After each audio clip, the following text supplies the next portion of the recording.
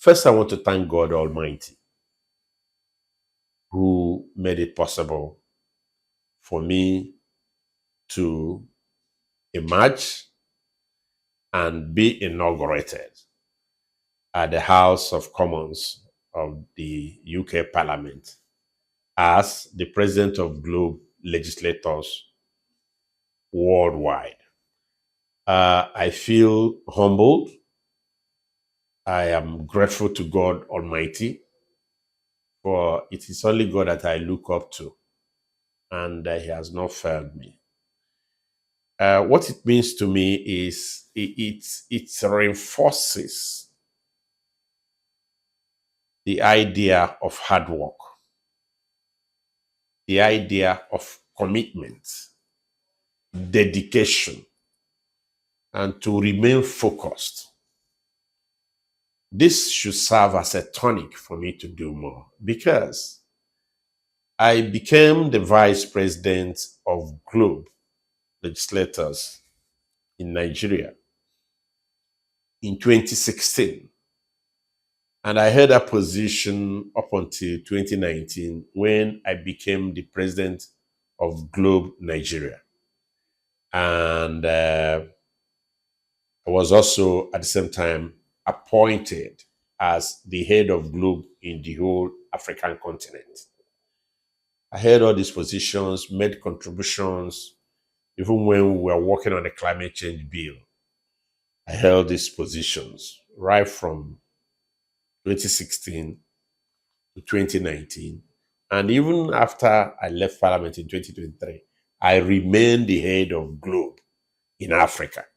So for me to have been elevated, for me to have emerged, for me to have been elected, appointed into this position to be the head of Globe worldwide, the whole wide world, is something worthy of recognition, commendation, and emulation. And above all, something that one must give gratitude to God. Why do I say so? Now, coming as one from a humble beginning and then rising to this level, where even the former vice president of the United States, Al Gore, spoke to us on the day of my inauguration, and also the governor of Tokyo, Japan, Her Excellency Koike, spoke to us also on the day of my inauguration, with all the other people from different UN agencies, and of course parliamentarians from across the world who were there to witness. It's only going to make me to work harder. Or what it means to me personally is for me to remain humble, remain focused, remain dedicated, in doing my work. And professionally, it's going to encourage me to engage more.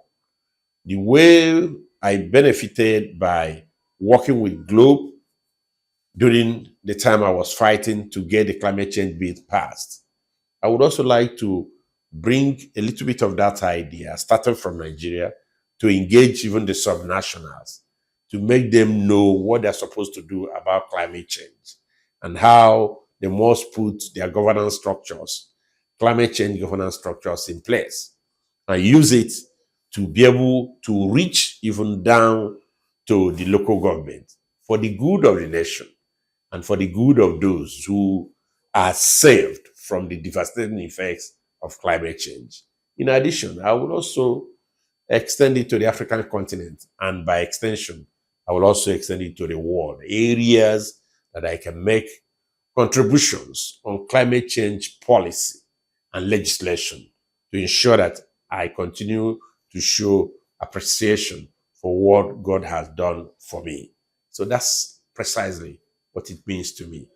I want to thank everyone who supported me, who worked with me, whether when I was pursuing the climate change bill, eventually became an act, or someone like the then Speaker, His Excellency, Right Honorable Femi Gbajabiamila, who worked with me very well to ensure that we were able to get the climate change bill passed, and other members of the Ninth Assembly whether in the House of Reps or in the Senate.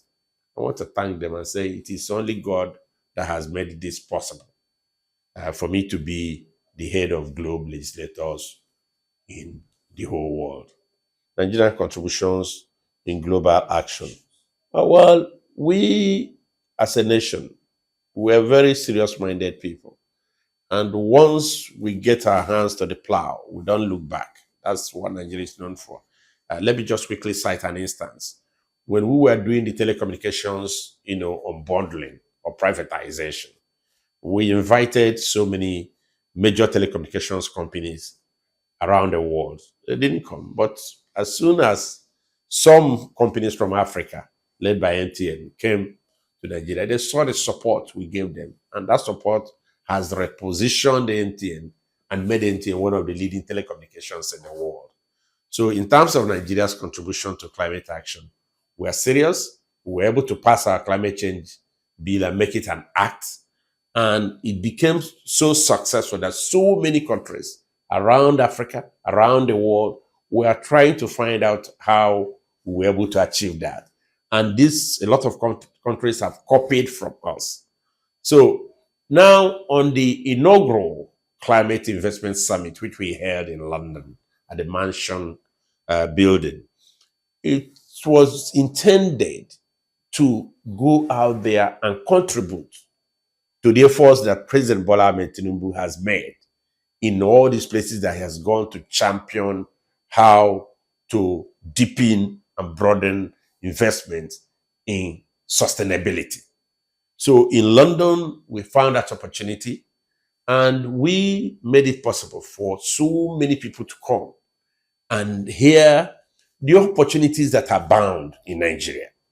And so to that extent, it was a huge success because even in the attendance, our people, our daughters, our sons in the climate space globally, people like Damilola Ogunbi, who is the UN Secretary Special Representative, as well as the CEO of Sustainable Energy for All. And in addition to that, she's also the co-chairman of UN Energy. She was there alongside Dr. Tariye Badegesin, who is the CEO of Climate Investment Funds. They were there. Our High Commissioner to the UK, Ambassador Amin Dalhatu, was also there. The Governor of Lagos State, Babajide Sanwo-Olu, was there. The Governor of Enugu State was represented by his SSG, and all those UN agencies, they were all there to see what we were saying, that there are wonderful opportunities right here in Nigeria for people to understand, for them to come in and invest. So, and they saw it even in my speech, because in the concluding part of my speech, I said exactly what I use as the opening angle of this question, this answer, which is that we are calling on the world to come and take massive opportunities that are bound in Nigeria. Even before we finished with the inaugural climate summit in London, as soon as we came back here, the Nigerian government, led by President Bola Ahmed Tinubu, represented by the Vice President, now commissioned a 6,000 metric tons per day lithium processing plant in Nasarawa. In addition to that, there's the one that was started before that. That's called Avata Energy. That one processes 4,000 metric tons per day of lithium. So when you put the two together, that's over 10,000 metric tons of lithium being processed in Nasarawa. In addition to that, we have the one that was also started in Zamfara.